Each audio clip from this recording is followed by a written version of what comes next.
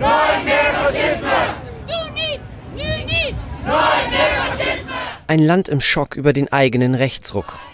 Am Donnerstagabend haben hunderte Menschen in Amsterdam gegen Hass und Fremdenfeindlichkeit protestiert. 2 Tage nach dem Wahlsieg des Rechtspopulisten Geert Wilders. Auch in Utrecht gingen Tausende auf die Straße, einige von ihnen in Regenbogenfahnen gehüllt.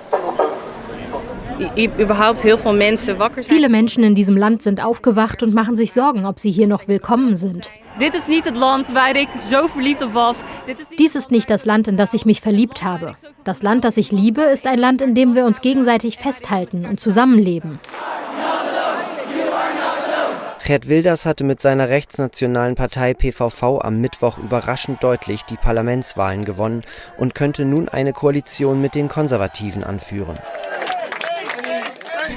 In der Vergangenheit hatte er populistische anti-islamische Forderungen aufgestellt, darunter eine Kopftuchsteuer, die Schließung islamischer Schulen und ein Verbot des Korans in den Niederlanden. Etwa 5% der knapp 18 Millionen Niederländer sind Muslime. In ihrer Gemeinschaft breiten sich nun Sorgen um die Zukunft aus. Ich bin zum Teil Marokkaner und zum Teil Niederländer und dies ist auch mein Land. Wenn ich im Ausland bin und Wilders auftaucht, schäme ich mich ein bisschen für ihn.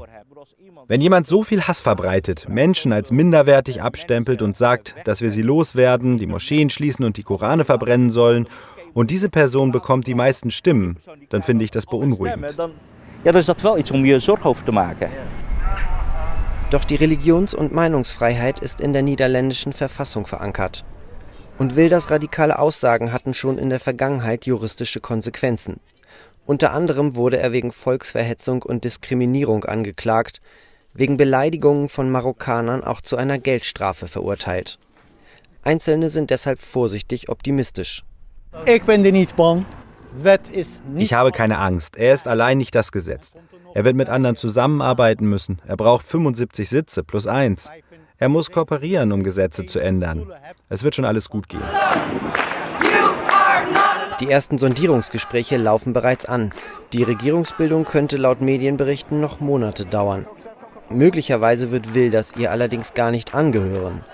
Dazu müssten sich die Parteien der Mitte auf eine Koalition einigen, ohne den rechtsnationalen Wahlsieger.